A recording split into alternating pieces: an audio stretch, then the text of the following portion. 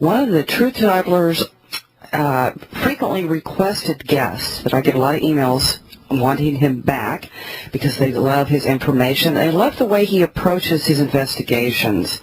He's not just some kind of whack job out there of just pulling stuff out of the ether. He actually is scientific, and he's mathematical, and he's methodical in his research. His name is Benjamin Lonetree, and he's had his life-changing event was visiting Sedona, Arizona. And I think at first he probably didn't really think there was much to it. But over the years, he's found out differently. He's done a lot of research, learned a lot about these magnetic anomalies, and he's with us tonight to further extrapolate on what he's learned, and we may even branch out into some earthquakes. We'll see. Welcome to the show tonight, Ben Lonetree. Hi, I am here. Can you hear me okay? Hey, you sound pretty good tonight. Good. Better than the last time. I rewired everything up here, so the internet connection is much better, so I'm ready. I bet you're a lot happier, and I bet your internet's a lot faster, too. It is. It made a world of difference. Amen to that. Well, Ben, what is new with you? Not a heck of a lot. I was worried about doing this program tonight. This morning when I was doing my morning vitamins and supplements, I always like to take a teaspoon of honey, and somehow I managed to cough, hiccup, and sneeze or whatever it was at the same time, and I got a little bit of honey in my lung, of all things. But that's a lot better now, and I have plenty of water up here, so I'll be able to talk, I'm sure. Well, you know, sucking honey down in your lung, it might be beneficial in the long run, but it just probably didn't feel real good. No, it was nasty for a while, but we survived. That's a good thing, good thing. Well, let's do, Ben, what I'd like to do, if I could speak, let's go over a little bit, and we're going to kind of rehash a little bit of what we did the first interview, just the basics of Sedona and what you discovered, and then maybe we'll branch into some other areas that we didn't get to last time, like maybe the earthquakes and stuff. Okay, is that okay with you? Sure, works for me. Okay. Well, you went out to Sedona, and I think you kind of poo-pooed it. You didn't really think you were going to find a whole lot. You know, you probably thought it was just like a lot of New Age malarkey, right? And, oh yeah, absolutely. I stayed open to the notion of it, but I wasn't very convinced. 50-50. I can understand that because, but then again, I've changed a lot of the way I think, too, in the last couple of years with my research. So I can understand how you went out there with that attitude. But when you got there, I want to ask this, because I've had weird feelings in different places, too, where I think they're vortices. What did you feel personally and physically, mentally and emotionally, when you first got to around one of those vortices? Well, once I got by the beauty of Sedona, it's an incredibly beautiful place. And I noticed something was a little bit different, but what got me going into the vortex research, I also do something called atmospheric research. And what that is our atmosphere produces sounds and noises at the same range in frequency of human hearing. And I had brought with me a receiver, you could call it, that actually listens to what goes on in the atmosphere. And I noticed in Sedona, everything was enhanced. It was a lot stronger, a lot louder compared to if you went 5-10 miles out of town away from the Red Rocks. And that got my curiosity piqued up.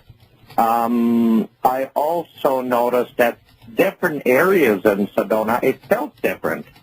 I don't want to use the term elation, but it felt like a shift. Your awareness became stronger, and you just got an all-around general good, happy feeling. So that piqued my curiosity, and that got me off and running to build the rest of the equipment where I could start investigating into vortex energy. Now, what exactly is it? I wasn't sure at the time, and I thought a very good place to start would be to study up on the geology of the area. And I found that because the red rocks are Fe2O3, iron oxide, the notion crossed my mind, well, maybe this energy has a magnetic component. So I built up what's called a very large induction magnetometer and started measuring the geomagnetism that emits out of the ground up in Sedona. And lo and behold, it was very, very strong. As time went on, I developed the equipment further, and I was able to detect magnetic energy traveling in a vortex-like action. It was spinning like a tornado. And, boy, we could go on and on and on with this. Should I keep at it, or you want to interject? Well, I want to ask you a question. There's a lot of talk, at least in the last few years, about these vortexes. Were you one of the first ones that discovered it at Sedona? With your equipment? No, the notion of vortex energy up there has been around for a long, long time. Okay. I am not aware if anybody has ever measured it, because there's not many people, if any at all, that have the type of equipment that I do, but it's been called the vortex for decades, long time. Okay. And it's not a continuous vortex, if I remember right. It kind of ebbs and flows. Is that still correct or not? That's what I found with my equipment. Now, one thing I've noticed up there, if we would get a lot of rain, it seems for a day or two after the ground is saturated with water, activity is not as strong, and that makes sense. It's almost like pouring water on a radio. You short it out, you dampen it. So the ideal time is when it's not wet. When everything's nice and dry, the activity is real strong. Okay, now, Ben, you just made me think about this question. What about when there's a lightning storm or a thunderstorm and there's, lightning activity in the area? Does that, not only from the electricity that's generated, but from the increase in the ozone, does that do anything to it? Do you know? No, I don't think that has a bearing on it, but I can say I've tried my equipment when there's a lot of lightning around. Sedona's up at a pretty high elevation, and when there's lightning going, I try not to be outside. There's too many mountains and high points. I can understand that. It would be a little scary. Well, when you and Iona Miller were doing your research, did you both come about it the same direction? Were you different? No, well, where it pretty much started out, I was pretty much doing it independently, and then Iona ran across my website, and God bless her, she started doing publications on my research, and we started comparing notes, and then she brought to my attention Dr. Michael Persinger up at Laurentia University in Canada, and what Dr. Persinger had done is to invoke different moods and feelings and awarenesses in people by subjecting the temporal lobes of their brain to rotating magnetic fields. He had like a football helmet with solenoid coils in it. He would apply a rotating magnetic field, and they gave the name of that helmet, affectionately, they called it the God helmet, because at a certain frequency of rotation, people would feel that God was standing next to them or behind them. And I thought, okay, why cannot that not apply to natural geomagnetism that emits out of the ground, stimulating the temporal lobes of the brain, so people are more, have a tendency to have mystical experiences, which they do in Sedona. So Iona and I kind of hooked up through Dr. Persinger's research and then our speculation back and forth. Okay. And Iona knows how to write. She writes some good articles, so she was the driving force behind that. And is Persinger still doing anything with this? Yeah, in fact, from what I understand like recently? now, if you do a search on him on the Internet, at this point, I believe he is able to, through different frequencies of magnetic field rotation around the temporal lobe, he can give people all types of feelings. He's done a lot of research into neuroscience, and the guy's phenomenal with it. So I think he can pretty much make people feel a lot of different things just by the type of magnetic field he subjects them to. Now, up in Sedona, I cannot say people are having mystical experiences that is synthesized by the magnetic energy emanating from Sedona. What I have found, it's like opening up a doorway, Erin. It puts your mind, you enter into a frame of mind where the door is opened up where you can have these experiences. So the geology of the area is not making you feel like you're happy or you're sad. It's a media. That's a good term for it. It provides a media where you can have your own experience, whatever that experience is going to be. It's interesting. It's interesting. I've taken people to Sedona already and watched, they burst into tears and started crying, and I've seen them taking other people up there and they burst into laughter. So everybody's going to have their own experience up there. The area just makes it very conducive for you to experience whatever you're going to experience. Now, because women have the, magnetite a little bit, like more than the men, if men even have any, I don't remember. Does it really affect the women more severely is not a good word, more intensely? Oh, yeah. Yeah, okay, okay, Ben, hold it right there. I don't want to lose this because this is interesting. We'll be right back after these messages. You're listening to The Truth Traveler.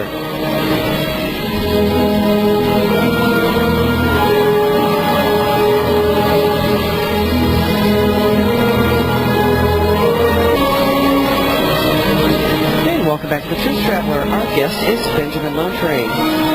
His website is SedonaAnomalies.com. I'm going to spell that. SedonaAnomalies. SedonaAnomalies.com. Okay, and there is a link on thetruthtraveler.com, or it's where just type in Benjamin Lonetree, you'll find it. I promise. Excellent website. Excellent. Now, Ben, I've got a question from a listener, but I want you to finish the part about the hematite, if you would. Sure, and it's magnetite. You've heard of the saying, woman's intuition. Yes. God bless women. A friend of mine was one of the original creators for GE Medical Systems of the very first MRI brain scanning device. And when he retired, he set up a sleep lab. His wife had fibromyalgia, and he was trying to find a cure. And one time he told me he had found that there is an 80% higher concentration of magnetite in the inner ear fluid of women versus men.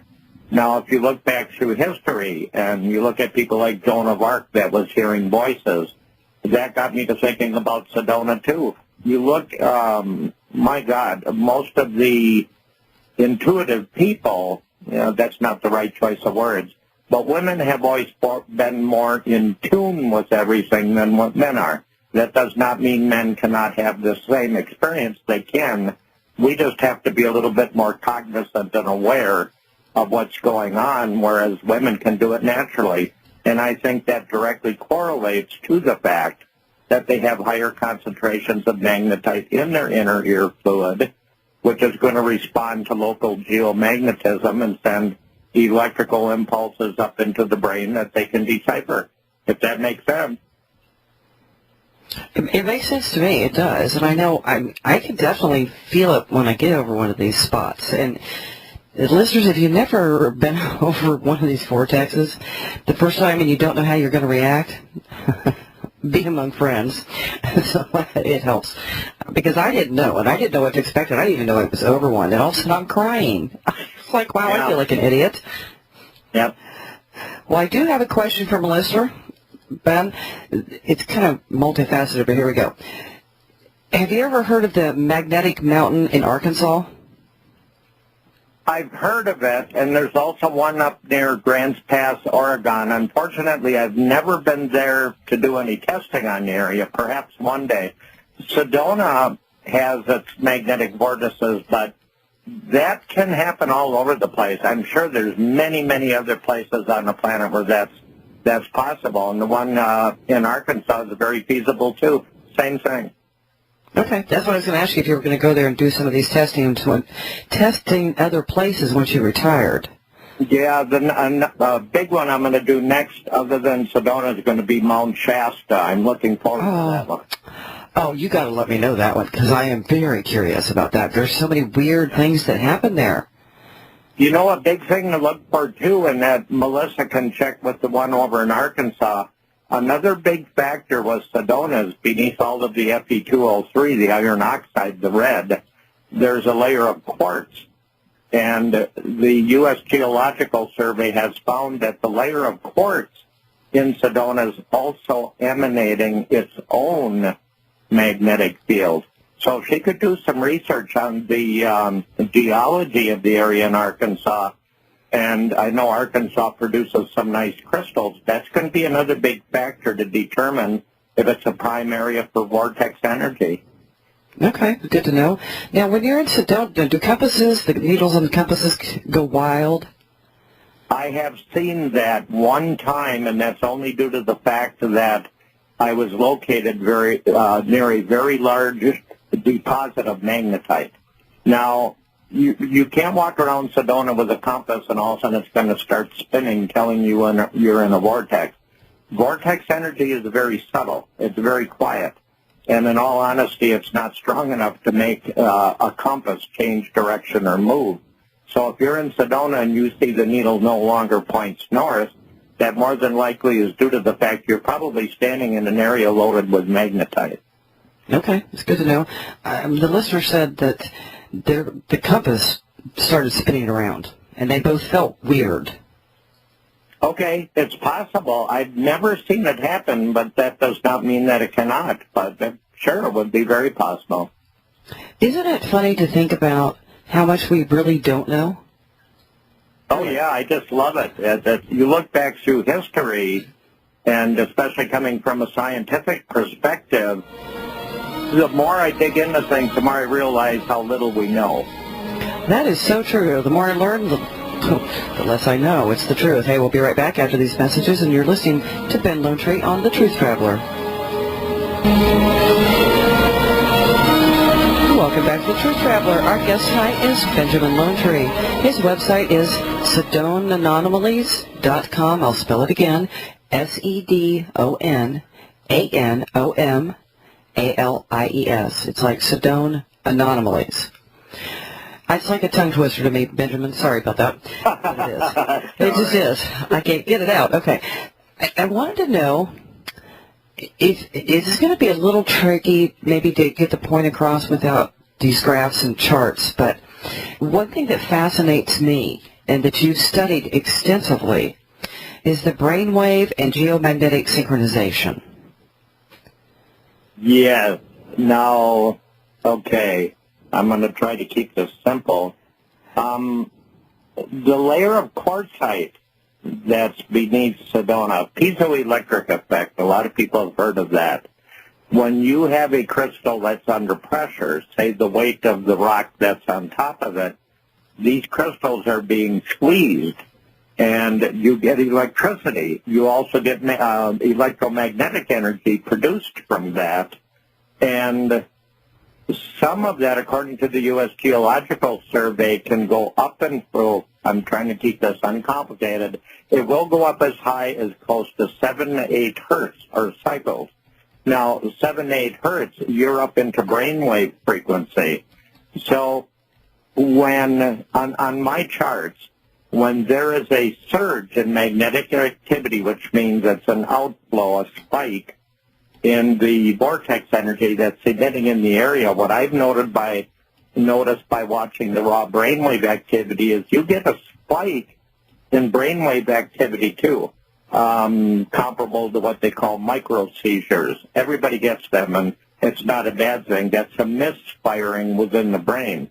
Mm-hmm. And I've noticed with my recording with the large magnetometer, when I see a spike, or you could call it a transient and surge in magnetic energy, it's reflected back over into the raw brainwave activity of who's ever wearing the EEG equipment.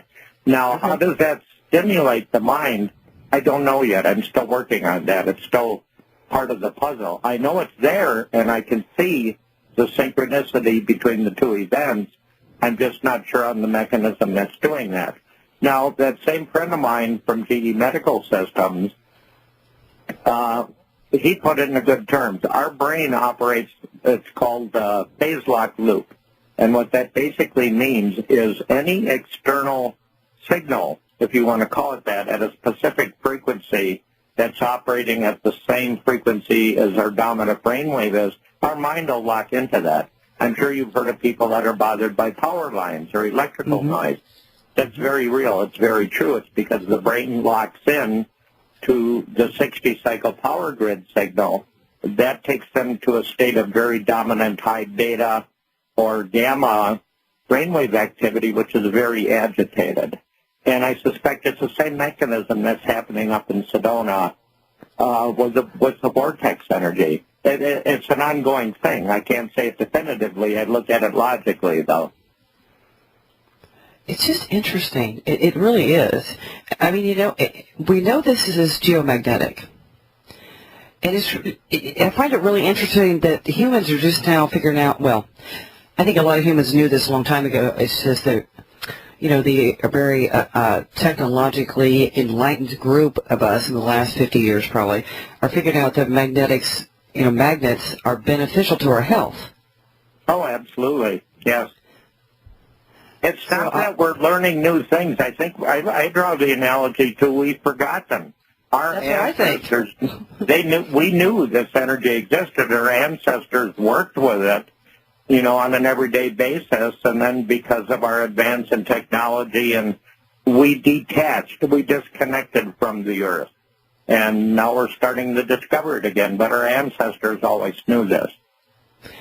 I think you're right. I think they knew a lot more than we do, and we think we're so smart.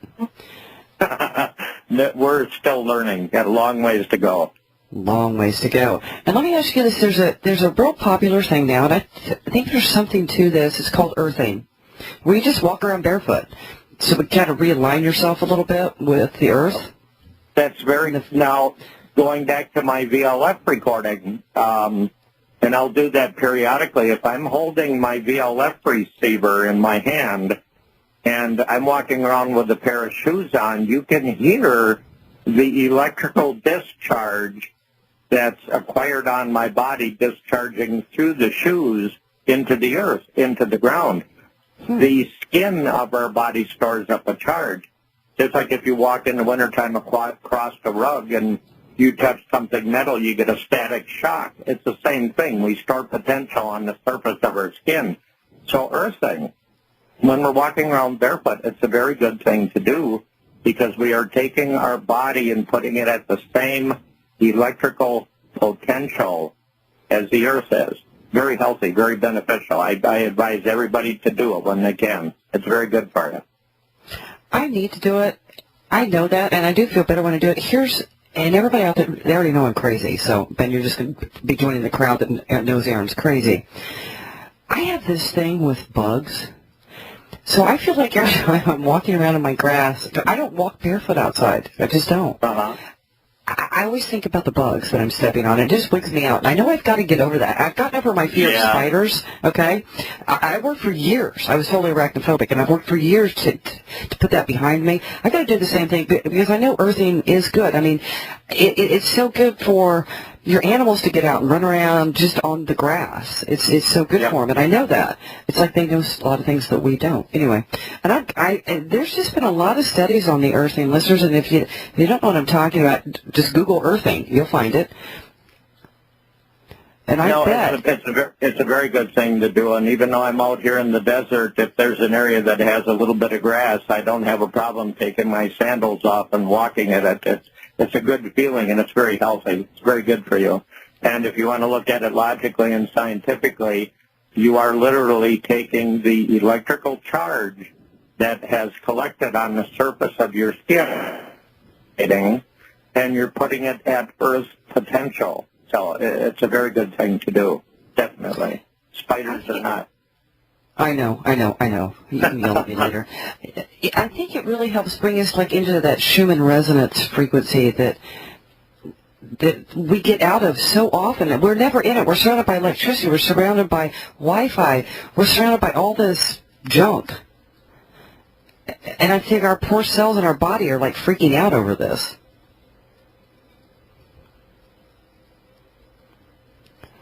I know we need to do this. Personally, I like it when the power goes out because then everything kind of shuts down for a little bit. And I know, as a prepper, that may happen again, permanently. I don't know. Anyway, I think we lost our guest. James, if you could try to get him back. I think Ben is gone. And I don't know about you listeners, but I would love to be able to travel to more of these spots, probably just like Ben wants to do. It's time, it's money, it's everything. He can't do it. Because Ben's back. Because I do know when you're on one of these vortices, you just feel something so different. And you can't even hardly describe it in words. Ben, when you dropped, I was saying how it would be so cool to travel to these different locations like I'm sure you want to do. And see, does one feel like the other? Do they all feel different? I'm sure there's going to... Yeah, the vortexes that are up in Sedona, you'll have outflows, magnetic spirals of energy leaving a certain area and going up into the sky, into the air. That's called an outflow of energy. When you're in one of those, it's a feeling of being uplifted, almost like you can project up into the universe or the sky. Now, laws of physics state that whatever leaves has to reconnect back in with the planet's primary magnetic field, and where it re-enters into the Earth, that's called an inflow of energy. So in Sedona, you have outflows, outflowing vortices, and inflowing. And depending which one you're on, it's going to have a different effect on your body. Now, I would assume that you probably take your shoes and socks off when you go up there sometimes. Oh, there's nothing better than laying on a rock or walking around on the red rocks barefooted. It's great. It would center you again. It would kind of just bring your body back into alignment, I would think. Yeah, absolutely. Definitely. I think we all need tune-ups. Yes, and that's something our ancestors used to do all the time because we basically lived that way. We weren't barefooted all of the time, but we did a lot of it. Well, this is true, and now most of us wear rubber on our feet. Rubber, nylon, That insulates you and puts your body, your skin at a higher potential voltage-wise. You collect the voltage and store it on your skin, and that's not always a good thing to do. That's why earthing is extremely beneficial. It's very good. I would think if we store extra energy on our skin, it almost sounds like it would like speed up the aging process. I'm not sure what it'll do for you, but just from my own personal experience, whenever you can go barefoot and walk around on dirt or grass or whatever the case, as long as it isn't spiders, it's a good idea. or out here scorpions. I don't know. Speaking of scorpions, I don't know how you deal with that. I would be terrified to get in bed or put my shoes on. No, well, if you're in an area that's prone to them, all you have to do is keep a black light, and before you climb into your bed, turn the lights out and turn the black light on because scorpions glow green, so you can find them real easy under black light. Oh, that just sent chills up my spine, Ben. Oh. I don't think I can handle it. I don't know. I can handle snakes and scorpions. You do what? I don't run into very many scorpions here, but I deal with a lot of brown recluse spiders and a lot of black widows. But like anything else, if you don't bother them, they're not going to bother you. They're not running around looking to bite you or sting you.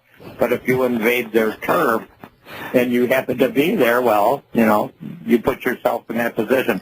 Just like the rattlesnakes. Rattlesnakes are basically afraid of humans. And if you leave them alone and you don't provoke them, they're not going to bother you. You see, I don't have a problem with snakes. I'm a little weird. And I don't freak out with mice either, okay? Just so you know. Mm-hmm. I can deal with spiders. We have lots of brown recluse spiders here, too. And I have been bitten once, but, I was carrying brush. I was carrying limbs. And it was on my forearm, so it was above my gloves. So, hindsight says, wow, I should have worn a long-sleeve shirt. But anyway, I took care of it, and what a problem. But, they are out there. That's right. Hey, we'll be right back, because I want to get into some earthquake. But we've got a short segment coming up, and then we'll really explore that. We'll be right back to Ben Lone Tree on The Truth Traveler.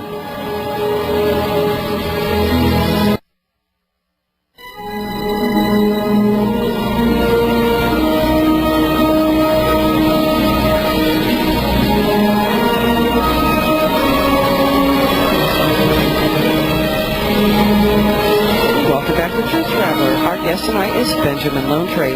He's an electrical engineer, so he does know what he speaks of, which is pretty cool. Now, Ben, I want to get into earthquakes the next segment because that's the long segment, okay? So this is just a really short segment right here. And I want to ask you something about the area in Sedona has a lot of lava tubes that have been there obviously for a long time. How deep do those go? Oh, my. Statistically, I'm not sure. I'm not 100%. I'd have to go back and look at it. The U.S. Geological Survey report, which is shown on my website, mentions, they call them lava tubes. And what that is they're like a vent. Whenever you have a volcano, you have other vents where ash and cinders and gas can escape from it. And when the volcanic activity stops, those tubes solidify. And what I hypothesized also is some of the magnetic energy can travel up the lava tubes. I'm not sure how deep they go, Erin. I'd have to check. It's down pretty deep, but I'd have to look. Well, that's what I thought. It just has another little interesting twist to it, right there. So I don't know. I would love to visit there. I really would, because I just would like to feel it and see what it feels like personally. The lava tubes, they certainly could channel a lot of that energy up through there. That would stand to reason. Depending what the material inside the lava tube is. And I'm not, you've got all of the Fe2O3, rust, iron oxide, and the tubes themselves are going to be more of a silicon lava-based or perhaps a basalt. There's a layer of basalt, which is another volcanic stone. And the exact property and chemical composition of the stone that makes up the inside of the lava tube is that in of itself conductive for magnetic energy to travel along a line that's parallel with the tube itself. That's what I suspect is going on, but that's something I've got to research more. I would like to know what you find out, too. I really would, Ben, because I think that's pretty interesting. I don't know. It's just such a fascinating place. Do people, camp up there? In Sedona, there's different areas where you can camp. I think the area is pretty well marked where you can and where you cannot. There are areas that you can. Can you camp right where there's a vortex? I'm not sure on that one. I don't think so. I might be wrong. Okay. Now, I would assume that somewhere in there, there's probably natural springs. I've never ran across a spring up there other than Page Springs, which is about 10, 12 miles, not even that far, maybe about 5 miles away from Sedona, in a little town called Page Springs. Okay. But there are springs there. I was on some property from Upper and Lower Red Rock Loop Road, and there was a spring coming out of the side of the hill. They're there, but I'm not sure where all of them are. But they do exist, yes. Well, there's a big thing now about structured water, okay? Mm-hmm. And you can structure it by, using marine glass or something even and putting it out in the sun. And there's different attachments to run your water through, to structure the water. Supposedly the body really reacts differently to that. I wonder if you could take water up there, just set it on a vortex, and it would structure it that way. I'm sure it would. Exactly what type of a structure is hard to say. Now, you can also structure water by subjecting it to different frequencies, different vibrational frequencies. Uh-huh. One gentleman up there that's doing a lot with water is Dr. Pat Flanagan, if you've ever heard of Pat. No. He wrote the book years ago called Pyramid Power. And Pat is up there in Sedona, and he does a tremendous amount of work with structured water. He's done some very, very good stuff. So if your listeners care to, they can do a Google search on Patrick Flanagan. He's done a lot of water research. Quite a bit. I may try to contact him because it fascinates me. Absolutely fascinates me, the structure. But I may try to contact him. Thanks, Ben. Mm-hmm. Because Break time. Okay. Well, anyway, when we come back, listeners, we're going to talk about earthquakes. Ben's got some information for us. It's going to be fascinating. So stay tuned in, and we'll be right back after the news and some commercials to the Truth Traveler.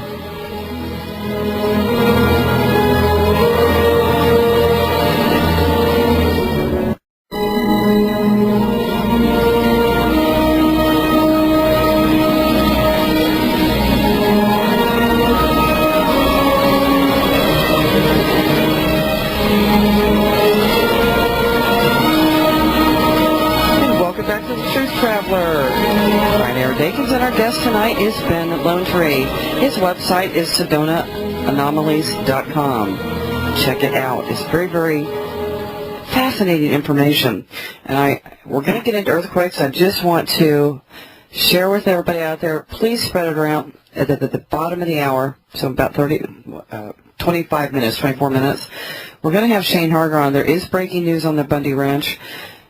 We need to get this message out, so please share it. Get people listening. They can hear Shane confirm some things that are going down right now. But let's get into the earthquakes because we're going to run out of time, Ben. Okay, that works for me. Real quickly, I want to interject. I measured the magnetic component of vortex energy up in Sedona. I suspect there's a lot more to the energy. I only have the ability to see the magnetic component of it. So I want to stress that vortexes or vortex energy up in Sedona is not necessarily purely magnetic. There's other factors undoubtedly at work. I just haven't figured out what they are yet. So there's a lot more to it. They've got a bigger personality than just magnetism. Also, people have a difficult time with the website. Just type my name in, Benjamin Lone Tree. Do a Google search on my name, and you'll get all types of information.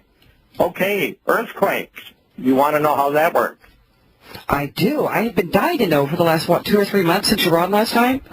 Yeah. Okay, here we go. If you look at, let's call it piezoelectric effect. And a good example of piezoelectricity is, you know how you have a striker or a lighter for a gas grill, and it's like a little wand, and you push a trigger and you get a spark, and then you get flame. Well, that spark is produced by a quartz crystal. Another drawing analogy to piezoelectric effect, if you go out in your driveway and you look for white quartz, it's a form of quartz, milky quartz, some people call it, but it'll be very white in color. You take 2 of those stones, go into a dark room or wait for the sun to go down, and you strike the 2 stones together, you'll see a spark, like little lightning going off inside of the rock. That's piezoelectric effect. Now, what happens in a fault area, upwards of days to weeks before you actually have a physical earthquake, you have in that fault area, that's rock strata with a big crack in it, and you have one side of that strata, one side of the fault is putting pressure on the other side, and it starts slipping, and when it does a big slip, that's when you have a physical earthquake and the ground moves. But before that physical happens, pressure is building up in that fault, so rocks, minerals, and other things that are in that fault are being subjected to scraping and intense pressure. And that creates a piezoelectric effect. Now, when I built my coil up to do research in Sedona, the very first coil I built was large, 65 pounds, 20 miles of wire on it, 6 feet long and about 4 inches big around. And it just about broke my back carrying it up mountains. But I noticed the side effect of this. When I wasn't using it in Sedona, I brought it home, and I set it up here in the city, and we designed software and the electronics to go with it, where I looked at energy or signals compared to radio signals, but very low in frequency, from 3 cycles per second, or 3 hertz, down to DC. Although I have what's called the DC blocking capacitor in the one here at home, because you don't. If you do it pure DC, then you're going to see the Earth's magnetic field and whatever's going on with it. So I use what's called AC coupling. So I'm looking at signals that happen below 3 cycles. Give you an example. 60 cycles in your house wiring, that's 60 cycles per second. I'm looking at signals that are 3 and under. And the reason why I do this is signals that occur at 3 cycles per second or less travel through the earth like they're a perfect conductor. So my point with all this, with my large coil that I run down here at home all the time, prior to there being an earthquake, I see the electrical signals being given off anywhere from a couple of hours to 2 weeks before you actually have a physical earthquake. And I've done this time again and again and again and again. In fact, Iona on my website, if you go to SedonaAnomalies.com, there's another link that's SedonaAnomalies.com/Weebly. Go to the Weebly site because Iona, God bless her, maintains that, and she's able to take care of that better than I can because I'm under a lot of time constraints. And we have a lot of stuff up there on earthquakes. In fact, Iona and I did a couple of abstracts along those lines that were published. So my point with this, before you have a physical quake, that fault is building up intense pressure. The fault is giving off radio signals that occur from 3 cycles per second or less, very low in frequency, and I'm able to detect them. Now, my point with that is if you had a system like mine and you had them located all over the country or a continent, and all 3 of my systems would be seeing a signal, you could use what's called triangulation and perhaps pinpoint where the next earthquake was going to be. So it's pretty groundbreaking and pretty revolutionary. There's another scientist, Dr. Friedman Freund, and he's based out of NASA. He's done a lot of work with radio signals being emitted by faults before you have an actual earthquake. Very brilliant gentleman. And, okay, how do I cover this? As the fault is under stress before you have a physical quake, what Dr. Freund has found is the rocks, as they're put under pressure, besides the piezoelectric giving off signals, it's producing what he calls holes, P-H-O-L-E-S. Those are positively charged ions. So the area above a fault where you're going to have a quake, the atmosphere up above it will become charged with positive ions, and that can happen days or weeks before you have an actual quake. If you've ever seen, people in quake-prone areas, they will have multicolored, rainbow-colored clouds before they have an actual quake. And if you do a search on the Internet, earthquake clouds, you'll see they look like rainbows. Now, that's happening in the atmosphere, to my opinion, because the atmosphere is becoming ionized with positively charged ions before the quake happens. That makes sense. But the long and the sense. short of it is my equipment also sees the electrical energy being emitted by quakes before you have the actual physical quake. That's interesting. Very interesting. So maybe with all of this research, we might be able to have more of a heads up. There's a big earthquake coming. So I'd like to see more of my systems scattered all over the planet so we can run comparisons on it. These things are not easy to manufacture. In fact, I was contacted some time ago by one of the NASA branches. They were interested in my design. They would like, in other words, they wanted me to show them how I built what I have. And I haven't made a decision on that yet. I toyed with the idea of building one for them, and we kind of lost contact a little bit, so I'm not sure where that's going to go. There is interest in duplicating what I have, so we can see if it's a viable way for an earthquake early warning system. There's several things you can detect before there is an actual quake. So if there was more systems like I'm running, it would be really interesting to see what happens. It really would be. It'd be really interesting to have a bunch of those in California, to have a bunch of those up in Yellowstone, to have a bunch of those on the New Madrid fault line, wouldn't it?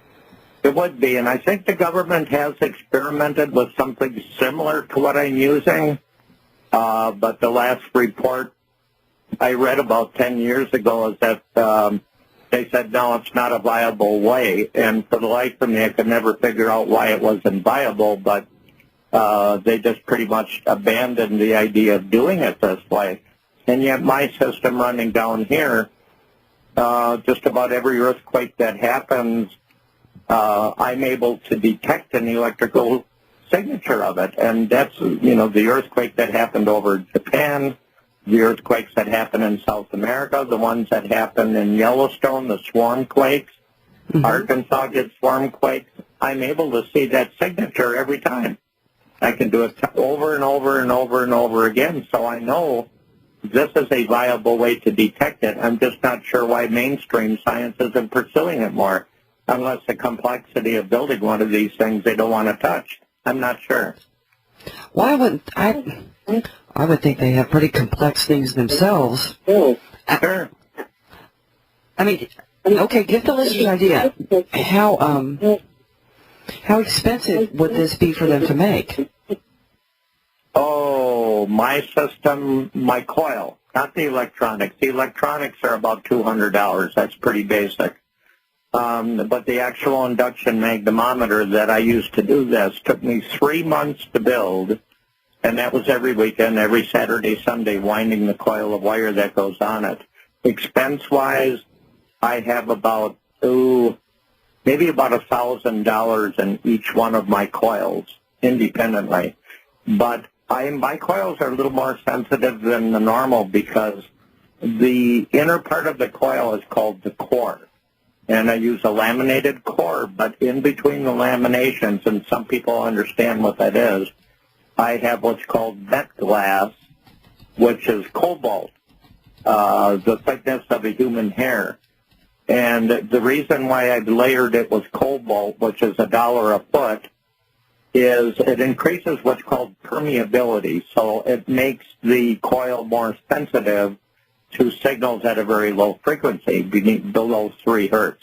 You could build one of my systems, let's say the electronics and everything lock, stock, and barrel. You could do it yourself the way that I did it for probably about $1,000 to $1,200, but it's extremely time-consuming. So could the government build these? Sure they could, and maybe they have, and they're just not advertising it. I don't know what the logic would be behind it. I know they work, they just don't do it or talk about it. Well, that kind of makes you wonder what their ulterior motives are, doesn't it, listeners? Hey, we'll be right back to the Truth Traveler and Ben Lone Tree.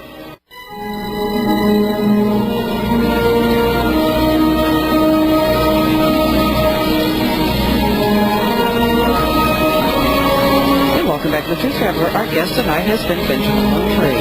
His website is SedonaAnomalies.com. Check it out. Google his name. You'll find him. It's very curious to me that your machine works, might save lives, and the government doesn't want to use them. And they're, in the grand scale of things, they're not that expensive to build.